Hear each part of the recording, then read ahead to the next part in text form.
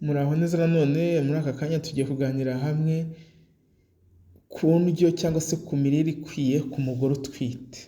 Birashoboka ko waba utwite ariko se ukaba wibaza ese ko ntwite imirire yanjye hari icyo ngomba guhindura cyangwa se n'iki nakora kugira ngo ndusheho kugira ubuzima bwiza ndetse n'umwana ntwite akomeze kugira ubuzima bwiza. Rero impuguke mu mbonezamirire zisobanura ko uburyo bwo kurya neza kandi mu buryo bwizewe ku mugore utwite ndetse n'umwana we buri mu gihembwe cyo gutwita tugiye kurebera hamwe muri aka kanya. Indyo yuzuye kandi nziza ni ingenzi cyane kugira ngo umugore utwite agire ubuzima bwiza, by'umwihariko iyo yitegura kuba umubyeyi. Ariko se ni ngombwa kurya ahababiri kandi ukirinda ibiribwa bimwe na bimwe? Nicyo tugiye kurebera hamwe muri ino video.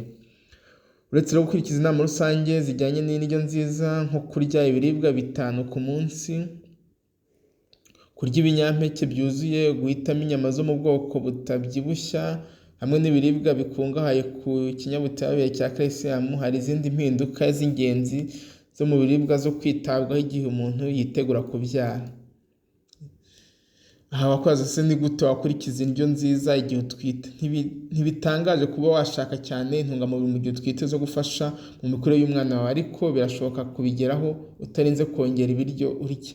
Mu gihe utwite umubiri wawe uba udasanzwe, urushaho kugira ubushobozi bwo kwakira intungamubiri, bivuze ko atari ngombwa kurya ahababiri.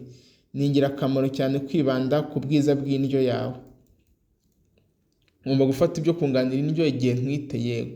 Abagore bitegura kubyara bagirwa inama yo kwiyongeramo ibifite acide folique guhera igihe ugerageza kugira umwana kugeza ku mpera y'icyumweru cya 12 cy'inda yawe. Gufata inyunganirandyo twita supplement buri munsi ifite mikorogaramu 400 za acide folique, ariko ntiwibagirwe kurya ibiribwa byinshi bisanzwe bikungahaye kuri iyo vitamine ya folate nk'ibi twavuga imboga zifite ibibabi by'icyatsi kibisi nka za epinari n'amashu, imboga zumye zijya kumera nk'ubushaza zizwi nka pois chiche cyangwa se chickpea, ibishyimbo bifite amaso y'umukara n'iminyegenyege, ubwo ni lentille ijya kumera nk'udushyimbo duto.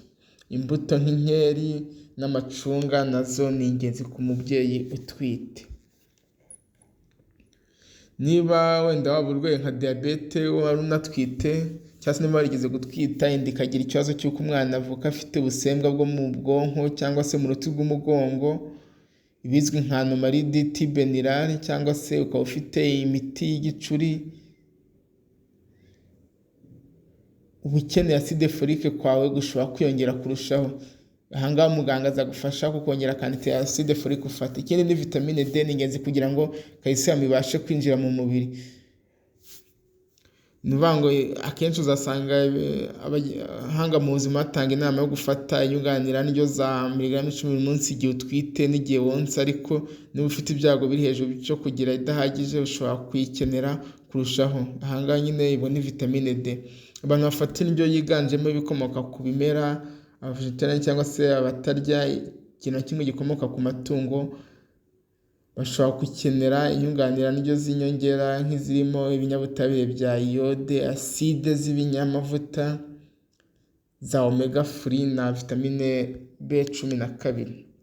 Umva ko abantu batarya inyama hari byinshi baba bagomba kunganirwa, ariko niyo mpamvu tubakangurira kurya inyama.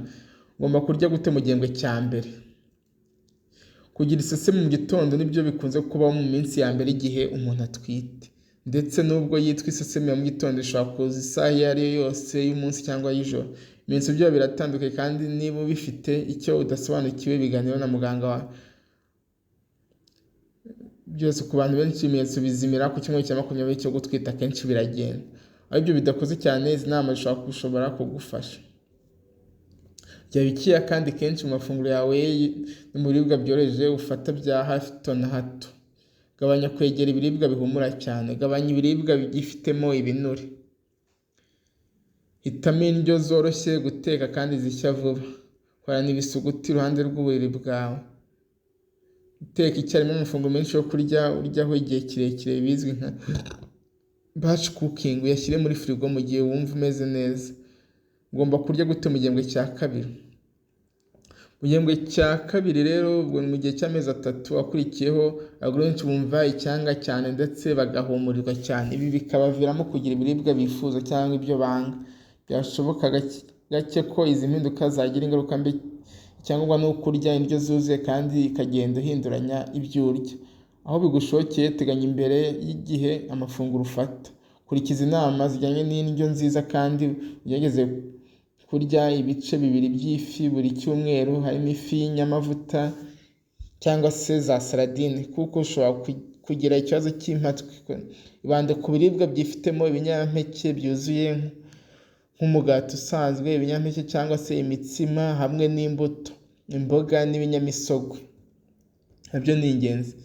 Ikindi, gumana ikigero kimwe cy'ibisukika bifite mu mubiri. Wihe intego yo kunywa buri munsi ibirahuri 6 kugera ku 8 by'amazi meza cyangwa se by'umutobe w'imbuto ufunguye.